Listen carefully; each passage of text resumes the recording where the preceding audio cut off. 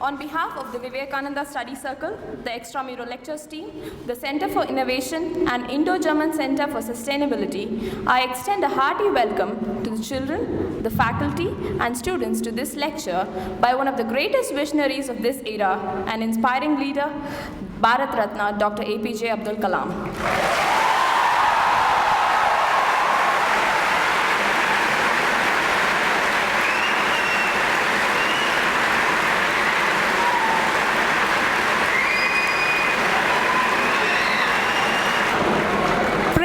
Is a ray of hope which guides us towards the light of success.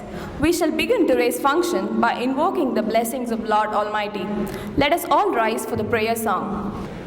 Astoma Sadgamaya Tamsoma Jyotirgamaya Mrityorma Amritam Gamaya Sarve Bhavantu Sukhinah Sarve Santu Niramayah Sarve Bhadrani Pashyantu Ma Kashit Dukha Bhag Bhavet Om Shanti Shanti Shanti. As a token of our love and affection, may I now request the head boy and head girl of Vanavani School, M. Sridhar Babu and N. Kasturi, to present a bouquet to Dr. Abdul Kalam.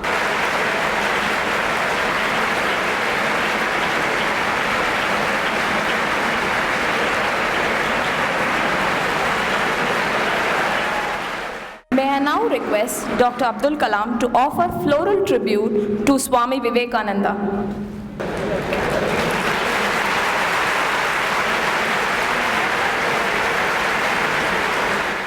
I now call upon Mr. Raghavan of the Extramural Lectures team to introduce Dr. A.P.J Abdul Kalam to the gathering. A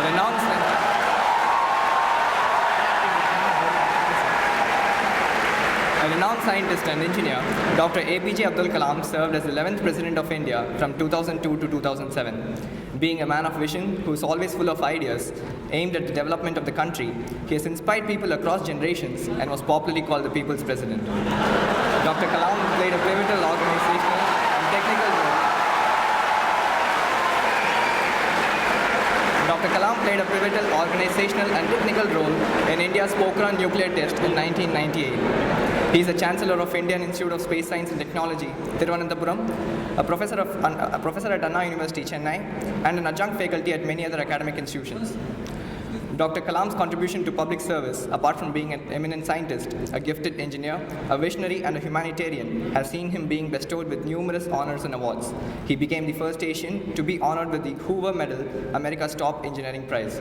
He was awarded Padma Bhushan and Padma Vibhushan before being honored with our country's highest civilian award, Bharat Ratna, in 1997. For his work in ISRO, DRDO, and his role as a scientific advisor to the Indian government. Well known for his inspirational and visionary ideas, Dr. Kalam's famous books like Wings of Fire, Ignited Minds, and India 2020 have inspired millions. Words alone are not enough to express Dr. Kalam's charisma. Hence, I conclude this introduction here and request Dr. Kalam to begin today's lecture on creativity and youth power. Thank you.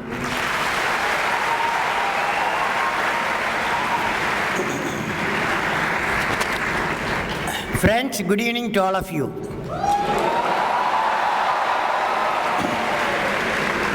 First of all, I would like to say that I'm very sorry that I got delayed because I got into a big young crowd. I could not come out of it. Okay.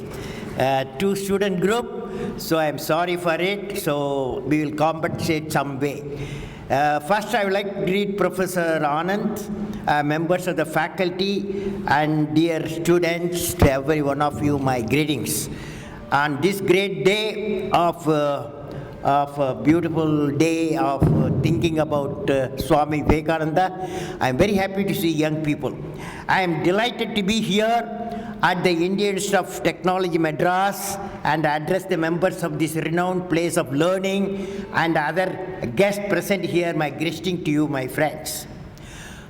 Before I start, I would like to say this IIT Madras is very close to my heart in many ways, because my professor who taught me design of aircraft, he became the director of this IIT Madras, Professor Pandale, and he was my guru. It's a fantastic guru because he used to take class 7:30 to 10:30 in Madras Institute of Technology. 7:30 to 3 hours class. Have you come across that 3 hours class? Have you? Have you? So he used to take every alternate day, he used to take 3 hours class. Friends, before I begin my address, I would like to share a thought with all the youth present here. I have met so far 11 million youth present, 11 million youth like you in a decade's time from various parts of the country. I have met, and in India and abroad, I have seen their hopes and experienced their pains, walked with their aspirations, and heard through their despair also. All this experience made me to learn something about them, which I would like to share with you. Shall I? I learned, carefully hear me what I am saying. I learned, what did I learn from the youth of 11 million people?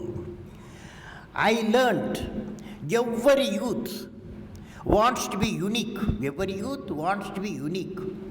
That is you. Every youth wants to be unique. That is you. But the world around you is doing its best day and night to make you just everybody else. Now, the question is whether you want to be you or everybody else. You want to be you?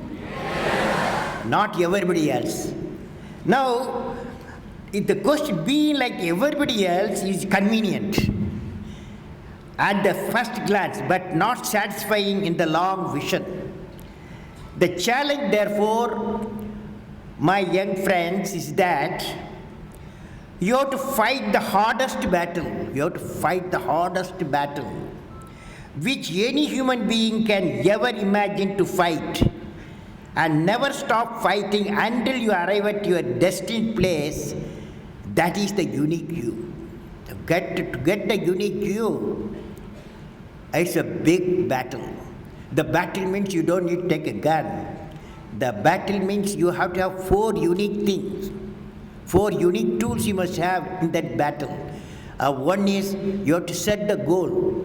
The second one is acquire the knowledge continuously. And third one, it's a hard work with the devotion. And fourth is perseverance. These are the tools you have to, for the battle you have to wage. For that, if you have these 4 tools, definitely you will become a unique you. My best wishes to all of you. Now, being unique will require also excellence. Let us understand what is the excellence in more detail. You know, excellence is self-imposed, a self-directed lifelong process. Excellence is not by accident. It's a process where an individual, organization, or nation continuously strives to better oneself. The performance standards are set by themselves. They work on their dreams with focus and are prepared to take the calculated risk and do not get deterred by failures as they move towards their dreams. Then they step up their dreams as they tend to reach the original targets. They strive to work to their potential. In the process, they increase their performance, thereby multiplying further their potential, and this is an unending life cycle phenomena. They are not in competition with anyone else but themselves, and that is the culture of excellence. Let me share an important experience from the life of the father of the nation, To learn and through 79 years of now, I am in the 80th orbit around the sun. You know what it means, 80th orbit around the sun. Through 79 years of my life, I have been a part of pre-independent India, jubilation of independence, and the post-independence era. Let me recall one incident which took place on the eve of Indian independence. At that time, I was the high school boy. At the stroke of midnight of 15 August 1947, the first Prime Minister of India, Pandit Jawaharlal Nehru, was declaring the independence to 300 million Indians from foreign rule at that time, 300. There was a rejoicing all around the country. At that time, there was a sudden question from stray corner. Where is the father of the nation, Mahatma Gandhi? He was not there for flag hoisting. That too, independence father of the nation was not there. To the surprise of the entire audience, Mahatma Gandhi was in Bengal, West Bengal, wiping the tears of those who were affected due to the social disharmony. Mahatma Gandhi's diary records his advice to a group of students who came to meet him in Calcutta on that day. The advice goes, quote, students ought to think and think well. They should do not wrong. Students should do everything to build up a new state of India, which would be everybody else's pride. This is what Father of the Nation wanted from all of you. These actions of the champion of nonviolence at the time of independence made me feel proud by being led an inspirational leader. When there's a jubilation in Red Fort, he was the leader who was where the pain was. Friends, while in the company of many young inspired students of IIT Madras, I have given you that's the evolution of a unique you. I would like to give my perspective on the topic, evolution of unique you. Friends, let me talk about what type of world in the present century you will witness, that is 21st century. Let us jointly work out with the interaction. You know, the world in the 21st century will be a knowledge-based society with multiple opportunities. I was studying a book. The name of the book was Empires of the Mind. It will be in your library. Empires of the Mind by Dennis Waitley. This book gives what type of new world which we are facing now. What was yesterday and what is today. I have modified certain points of the author to suit our conditions today's talk. I have also added a third line which is pertinent to the action required by the management institutions and technical institutions.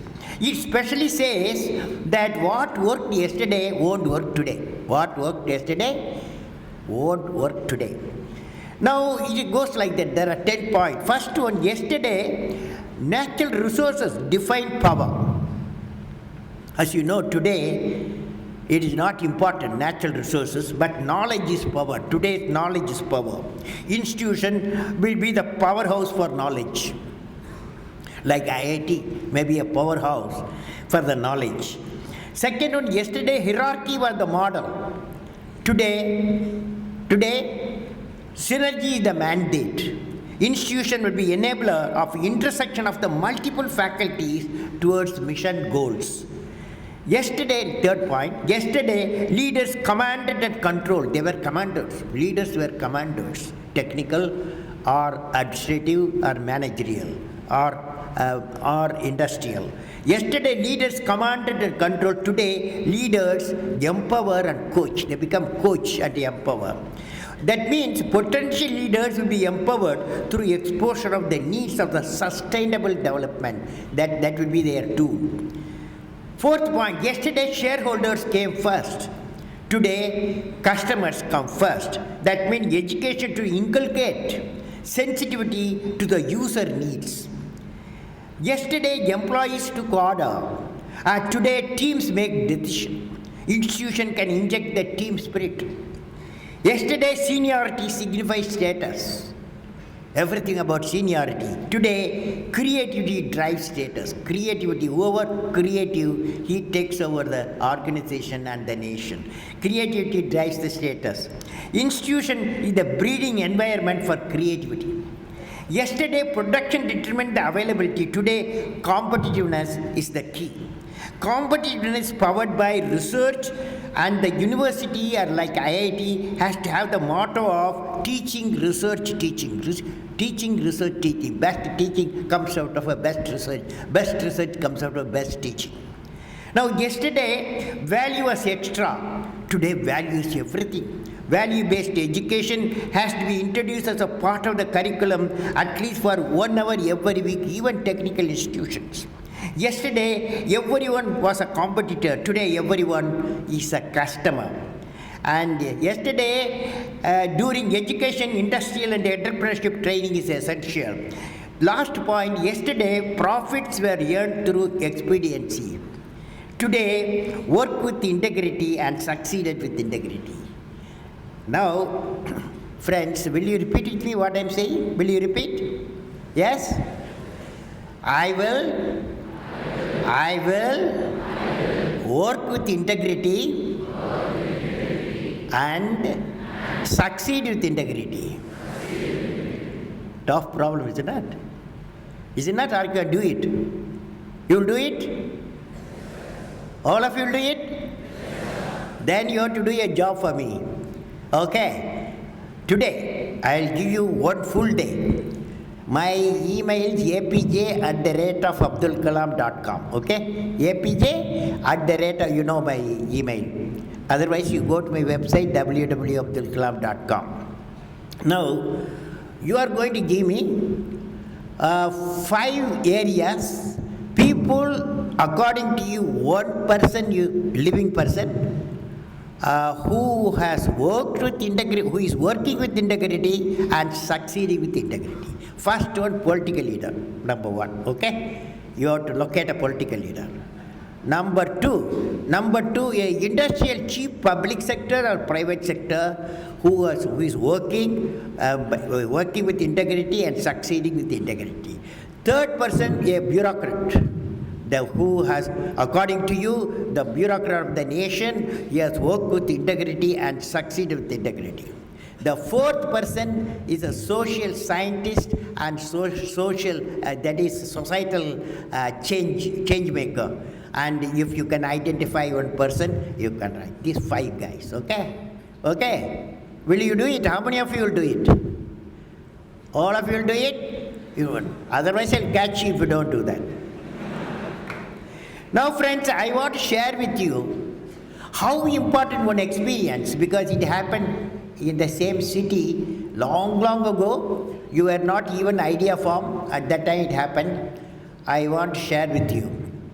It's like this, 1954-57, I was studying in the aeronautical engineering at Madras Institute of Technology, Cropet.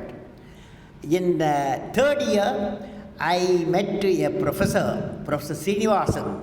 He is a Caltech man, aeronautical engineer, and he took classes for us. And the first day itself, we were 9 students, different areas like propulsion, aerodynamic structure, control and guidance, material, all areas, instrumentation. So he gave us a project, 6 months project. The project was preliminary design of a low-level attack aircraft. We have to do it 6 months' time. All the 9 of us jointly work because aircraft, everything is there. So low-level attack aircraft you have to design. So we started designing, and those days you guys are now blessed with the computer. We didn't have computer, we used slide rules. And then a drawing board, since this computer was not there, we used the drawing board and slide rule, our tools, apart from library. So we were working hard, but we were not in a position to assemble all the database so that we can realize a design in the drawing board and also a document of a design document. 5th month came in, we were struggling, we were working hard of course. And one day my teacher, Professor Srinivasan, Sunday, he was going for a tennis morning. He entered into my lab and saw, and all of us trying to do something. But he saw and he saw me, he said, Kalam, it's a hopeless status now. I am not happy with your performance of preliminary design of a low-level attack aircraft. Your team, since you are the leader, you are not done a good job. Your scholarship will be terminated if you don't do it in a 1 month's time. So he gave 1 month time. So he gave a very bad certificate on that day. He's a tough professor. I hope you don't have such tough professors. So we worked hard. Of course, our fellow Sahib, it's my job to bring all of them together. And we did our best. And some shape we took the design, low-level attack aircraft, some calculation we did, some report we prepared. 3rd week, 4th week, we are ready stage. Then again my professor landed in our laboratory and saw, he was very happy. And you guys, I gave a tough target you have done, and he took us to his home, he gave a Madras coffee and certificate, he gave us a good job you guys have done. But what is important here is, it's not that project what we are doing, the number of people doing. Important is, what I learned on that day, our team learned was, how to do a system design, how to do a system integration, how to do a system management. When you are studying in the class and you are getting ready for your degree, you are becoming a system designer and system integrator, system manager. This experience tomorrow when you go out of IIT Madras, wherever you go, they will not ask which branch you belong to. They will ask, can you make a product? That product will have multi-technologies. In 1957, when I finished my course, when I went a job, I was appointed in those days senior scientific assistant and at the Ministry of Defense. First job Dr. Neelakantan gave me was, you design supersonic target aircraft and a hovercraft. When I went to ISRO, after say 4 years, first job they didn't ask me whether you are aeronautics fellow, what fellow you are. They asked me, you design a payload for the scientist to fly in the sounding rocket and design a sounding rocket. So friends, you should remember that market for you, when you go out of this campus, you must always think in terms of a system design, system integration, and system management. Faculty also, I would like to request, see that a job project comes out between the number of students per number of faculties. They join together, they do, probably you are all doing that. So friends, I hope you all have undergone such an environment of integrated learning process, particularly when you are entering into the knowledge society with the competitiveness as a key. Now I will be presenting what type of knowledge society the nation will be progressing by the year 2020. Another 10 years' time, you would be working for a nation. Either you would have become by the 2020 developed nation, or some of you may be working for it.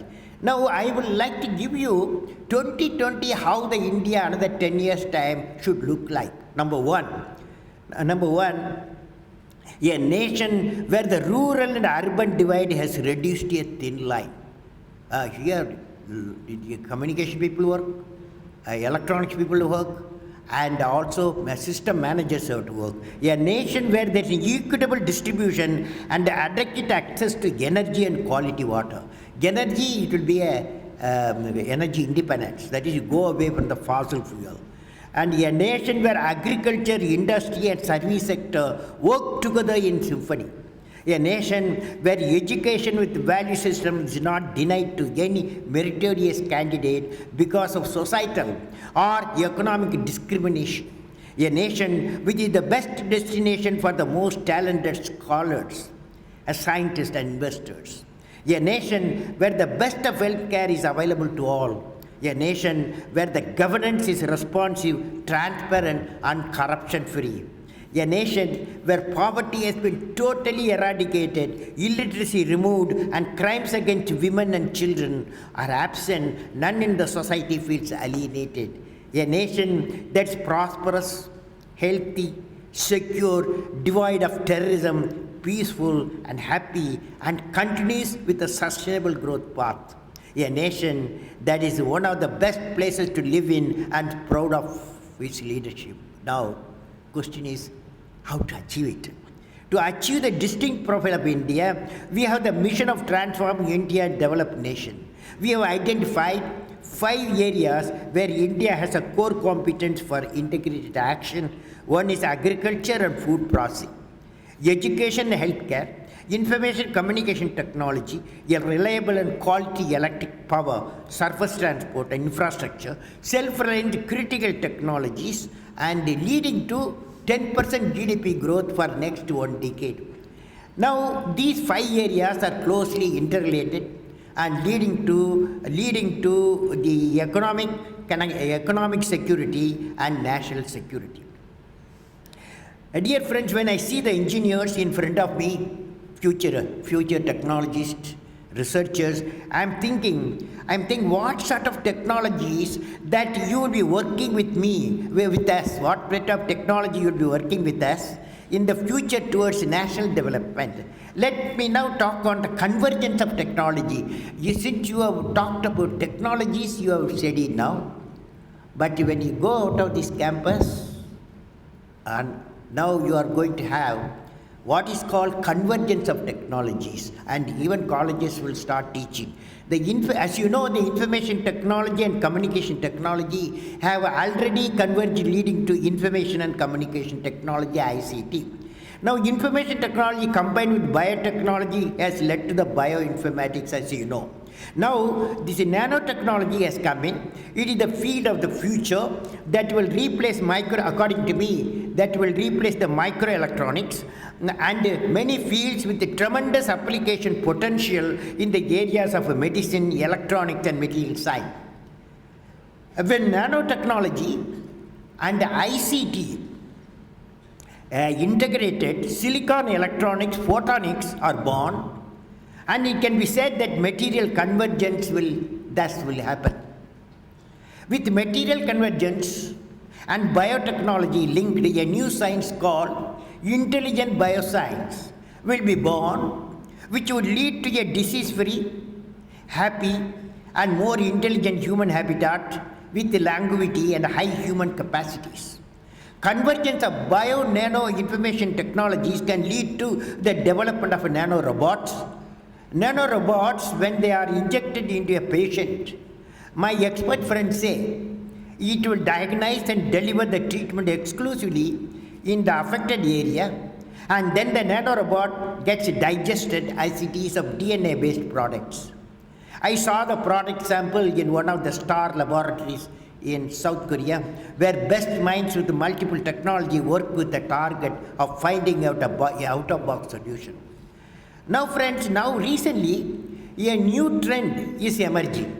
The aspect being introduced is that of ecology. Globally, the demand is shifting towards the development of a sustainable system which are technologically superior. This is the new dimension of the 21st century knowledge society. Thus, the new age model would be not three-dimensional, it will be four-dimensional, that is bio, nano, info, eco-based. Bio, nano, info, eco-based. Take example, a GM crop, genetically modified crops. I was reading in an article by Dick Tavarin titled Freedom of Research and Eco-Fundamentalism. Yesterday only I read that the notion that GM crops will benefit only top corporate is mistaken, according to the author. He says that most of the development of GM is taking place in the lesser developed regions of the world. Moreover, not only carefully researched GM crops benefit the impoverished, would also improve the environment as they reduce the need to use pesticide, thereby avoiding water pollution. Similarly, some of the GM crops brought the idea of no-till, which would preserve the topsoil. They would use less energy, both directly as well as indirectly. India is the fourth largest cultivator of the GM crops in the world and has vast experience of GM cotton. But of course, for other things, there's a tremendous opposition. Some well-renowned papers show that the environmental impact of the crops in 2007 was equivalent of taking away, that is GM.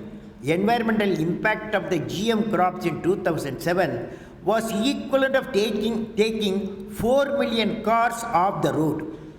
This I will be putting this lecture in my website www.abdulkalam.com. You can question, you can discuss.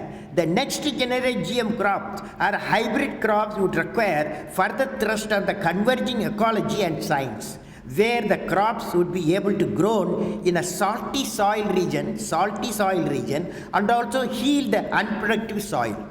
The need would be bring bio needs for fulfilling specific nutritional requirements of the human beings.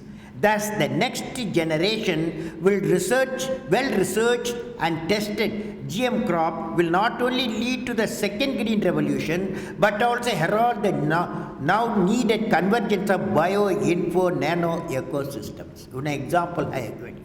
Certainly, each and every one of you align your goals towards the distinctive profile of the nation by 2020, which I have described as 10 pillars, will give the challenging environment for you to contribute by innovation and entrepreneurship. Now friends, in conclusion, I would like to say what you will be remembered for.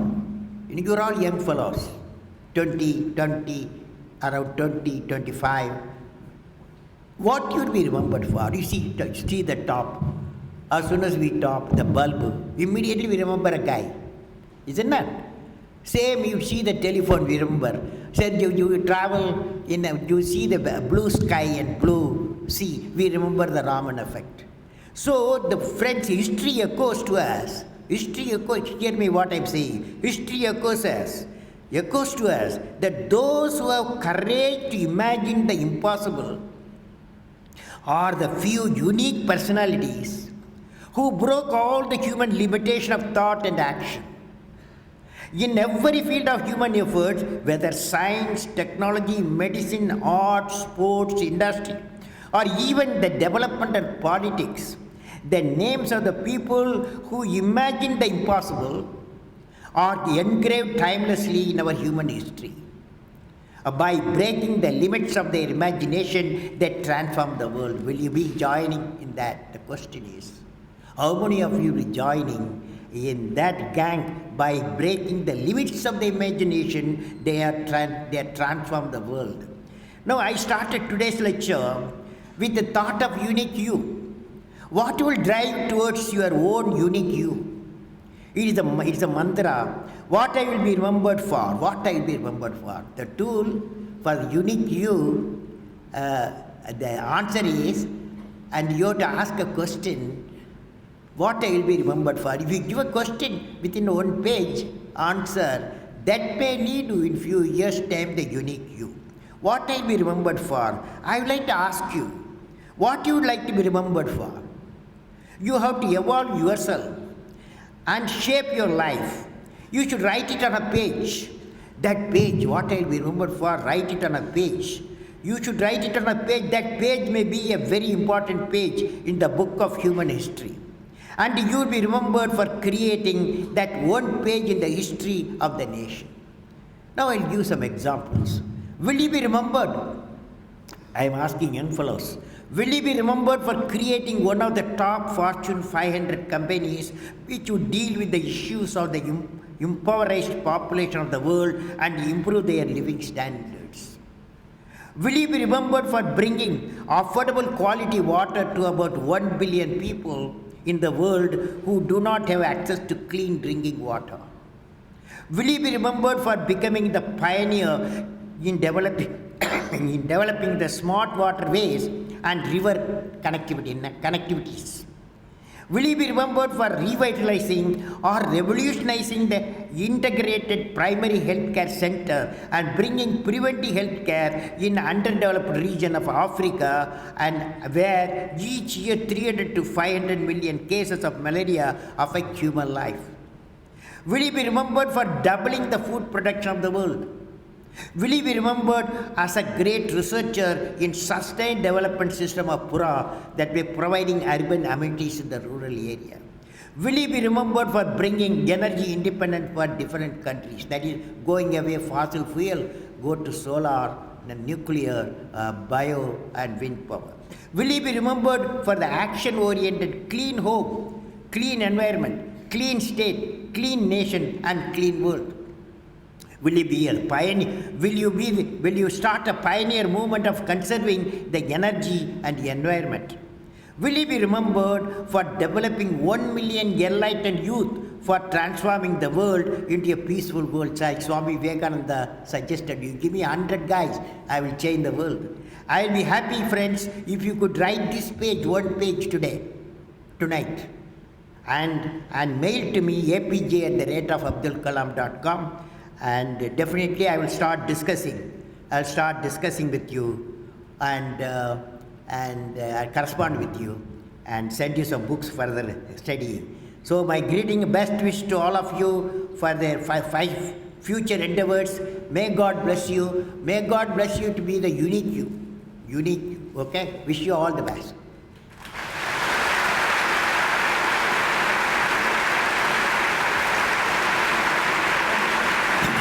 I have some books for IIT Madras library. If one of you come, faculty member or Dr. On come, I want to hand over a book, set of books, sir. I have got a set of books to give to your library so the students will read.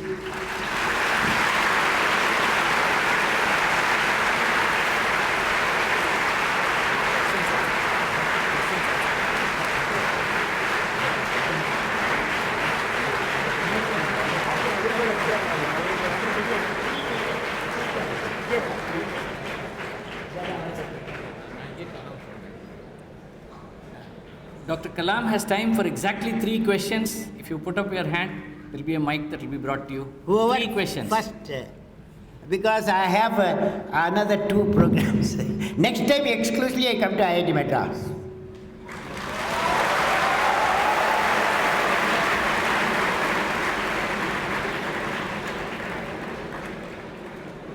Yes, lady? Good evening, I'm Ananya, and my question is somewhere related to food security.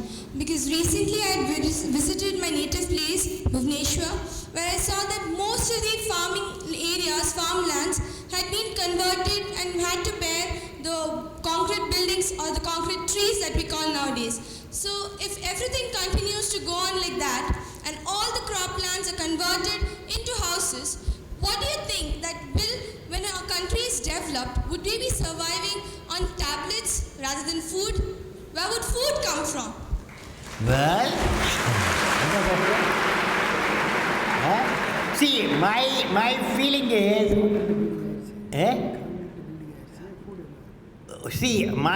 I saw today one place, one institution, they call it green environment because they used to fly ash fly ash bricks for building the houses.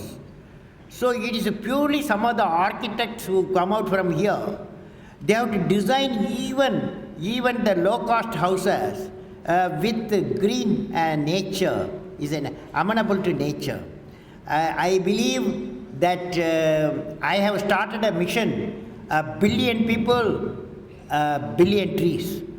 That each one, will you take a oath if you don't mind? I will plant 5 trees and nurture. Will you do it really? Do it? Okay, thank you. Okay, next question. Pete from KB. Where are you? I'm here. Okay. So my question is also related to food security. There are some parts of India like Punjab where food grains are being produced in excess and they are rotting in the open. And there are some parts in India such as Madhya Pradesh where around 40% of the children are sleeping without any food in their bellies. So this is a major problem in this nation. If food could be provided, there's enough food to be provided to these people, but it is not being provided. See, that by 2020, today, we produce about 230 million tons of food.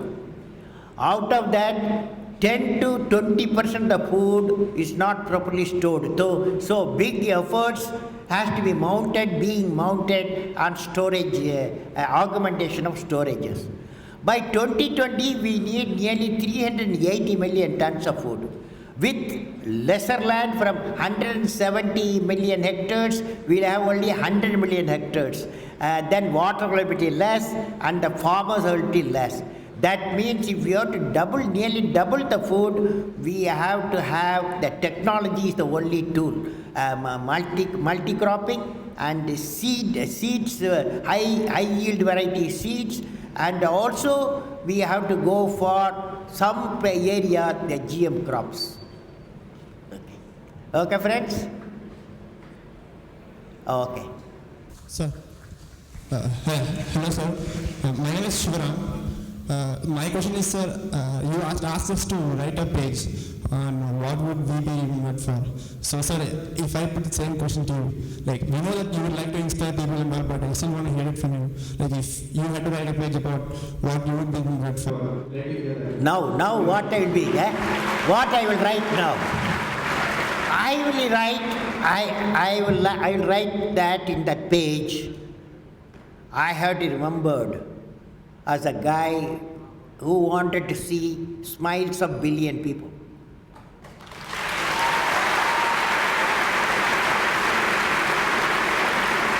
Okay, friends.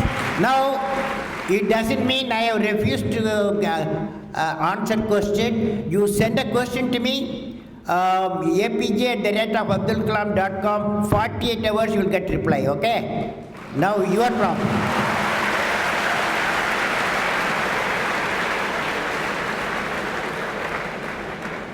As a token of our love and affection, I request our Director Professor M.S. Anand to present Dr. A.P.J Abdul Kalam with a memento.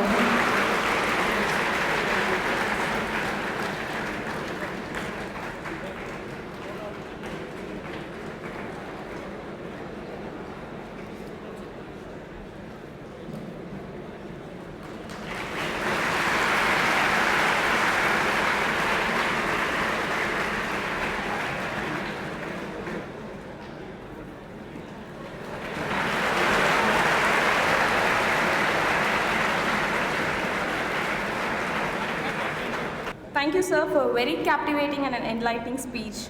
To quote your words, you have to dream before your dreams can come true. We did dream to have you here amidst us and to listen to your inspiring words. Today, that long cherished dream of ours has been fulfilled.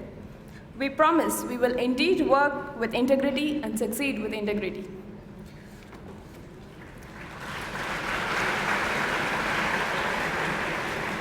As we reach the end of today's lecture, may I now request Mr. Vishwanath of the Vivekananda Study Circle to deliver the vote of thanks.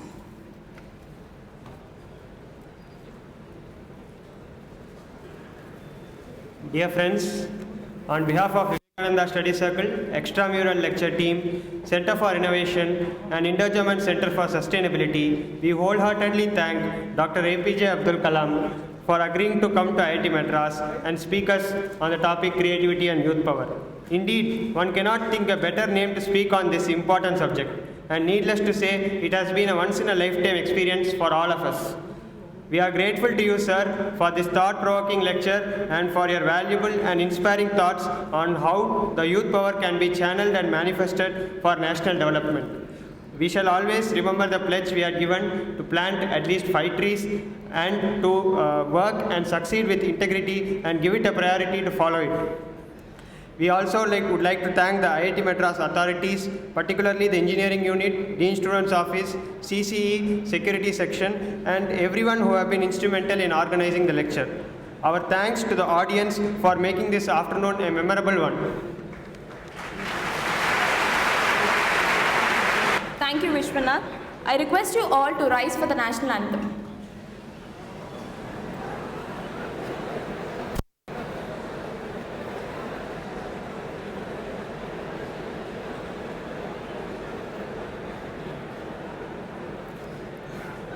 Please sing along with us.